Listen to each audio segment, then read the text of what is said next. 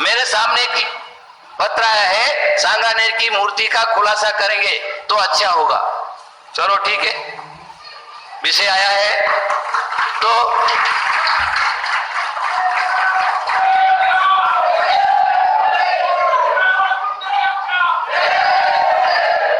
हाँ देखिए, साइलेंट देखिए, वो सांगानेर की मूर्ति जो अभी वर्तमान में जिस रूप में दिखाई जा रही वैसा है नहीं।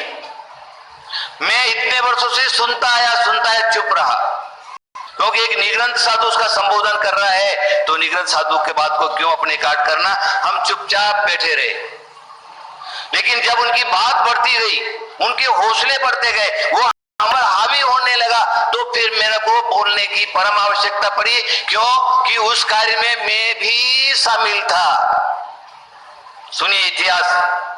जयपुर के पास सांगानेर के अंदर प्राचीन आदिनाथ भगवान का एक क्षेत्र मंदिर, उस मंदिर के तलघर में रहने वाली मूर्तियां और वो मूर्तियों को निकालने के लिए सर्वप्रथम उस गुफा के अंदर से मूर्तियों को बाहर लाने में सर्वप्रथम आचार्य चक्रवर्ती आचार्य शांति सागर महाराज का काम था। उन्होंने उन मूर्तियों को बाहर निकाला।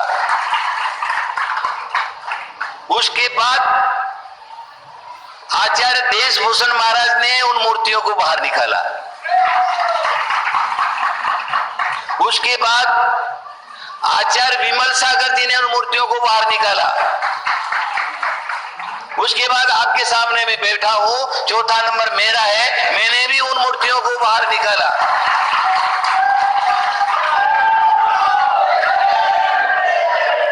मेरी बात वहां तक जाना चाहिए, या जय बोलने से काम नहीं चलेगा।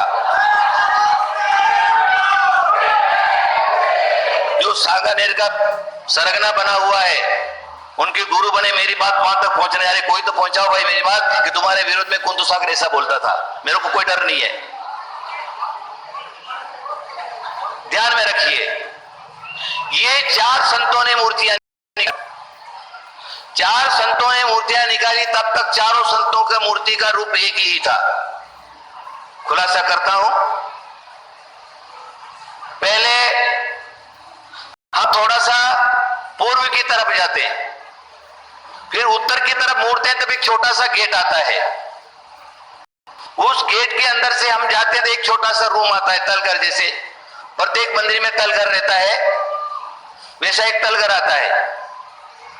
फिर पश्चिम की तरफ एक रास्ता जाता है, एक 3 फुट की रास्ता है, 3 फुट का संगीन रास्ता, काले पत्थर से जड़ा हुआ, मजबूत। फिर 3 फुट अगर जाने के बाद फिर हम जो क्या है उत्तर की तरफ जाते हैं, क्या करता है, एक तलघर और मिलता है।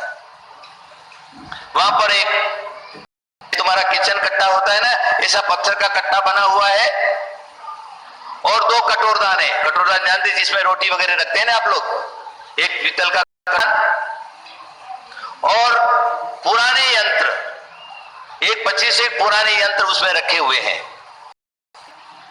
और वो पुराने यंत्र हैं, और जब कटोरदान को हम खोलते हैं तो पुरानी मूर्तियां जो अभिषेक करते करते करते मूर्तियां घिस जाती हैं, पीतल की मूर्तियां, वो मूर्तियां उस कटोरदान के अंदर रखी हुई है। एक छोटा सा गड्ढा है, उस गड्ढे में एक आदिनाथ भगवान की मूर्ति है, सफेद पाषाण की।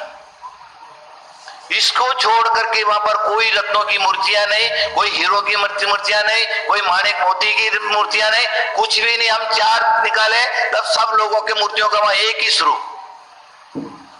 अब उन्होंने क्या भवन बनाया, अरे वहां तो इस प्रकार का देवता रहता है, इस प्रकार के बड़े बड़े सांप रहते हैं, और जब हमारे महाराज अंदर गए वो सांप आड़ा आ गया, उसको आगे नहीं जाने दिया, और इस प्रकार के जाप किए गए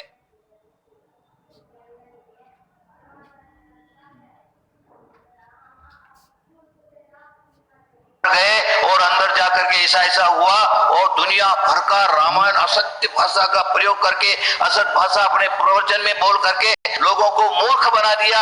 ये वहां के ट्रस्टी, मूर्ख ट्रस्टी, लोभी ट्रस्टी आदि आदि इस प्रकार के उनके लोभ में आकर के और उन्होंने क्या किया, जयपुर के बाजार, जयपुर के जोरियों से कुछ मूर्तियां बनवा करके ला करके और फिर उस गुफा के अंदर रख दिया, लोगों को दिखा दिया कि जो क्या है 7 तले के अंदर से नीचे जा करके और ये रत्नों की मूर्तियां निकाल करके लाया हो। लोग वाह वाह करने लगे और पैसों की झड़ी होने लगी। इस प्रकार का वर्तमान में चला।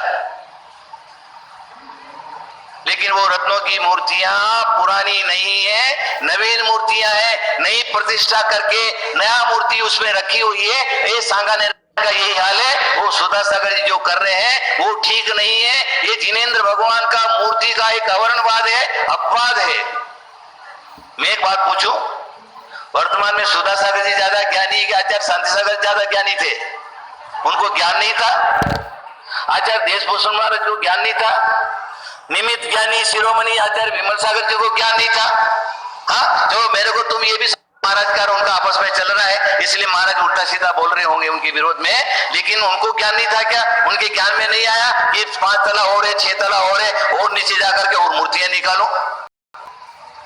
तो विषय इतना ही है कि अभी भी वहां पर पैसा इकट्ठा करने के लिए वही 12 साल उन्होंने किया था। दूसरा साधु उस मूर्तियों को नहीं निकाल सके, इसलिए संगीन उसके अंदर पैक करवा करके और उसके ऊपर एक पट लगवा दिया और अभी वापस वही गए हैं और वो निकालने का एक नाटक प्रारंभ है। चलो ठीक है, मैं जिनेंद्र भगवान का क्यों रत्नों की मूर्तियां चाहे बाद में रखी हो तो भी भगवान की मूर्ति है, हमारे लिए पूज्य है, हमारे लिए वंदनीय है, हमारे लिए नमस्करणीय है। लेकिन उन मूर्तियों को हम 1000 वर्ष 2000 वर्ष पहले की है, इस बात को हम स्वीकार नहीं कर सकते। अगर इस बात को हम स्वीकार करेंगे तो हम ये मानेंगे कि आचार्य शांति सागर महाराज को भी ज्ञान नहीं था, देशभूषण जी को भी ज्ञान नहीं था और विमल सागर जी को भी ज्ञान नहीं था। तो वहां का स्वरूप इसी प्रकार का है। बाद में वो सारी मूर्तियां रखी गई और अभी लोगों को बेवकूफ बनाने के लिए वापस उसको, लेकिन प्राचीन मूर्तियां बोला उतना ही। और सत्य बात है ये, मैं अकेला उस गुफा के अंदर नहीं गया क्योंकि इतनी मूर्तियां मैं अकेला कैसे उठा के लाता। मैं साथ में मेरे अपने 2 मुनियों को लेके गया, कोटेकन के डॉक्टर महाराज, एक कर्म विजयनंदी महाराज जो भी यहाँ मुक्तागिरी के पास के हैं वो उनको, और 3 ट्रस्टी मेरे साथ में सांगानेर के मंदिर के, और उनको साथ में लेकर के गया। उनकी मूर्तियों को निकाला और 5 दिन उनको रखा और ले जाकर के वापस स्थापन कर दिया। मेरे को तो नहीं कोई सांप मिले, न कोई अजगर मिला, मिला, कुछ भी नहीं मिला। सीधा लेकर के आ गया और सीधा जाके विराजमान कर दिया। भाई अरे इतना आडंबर काहे को करना?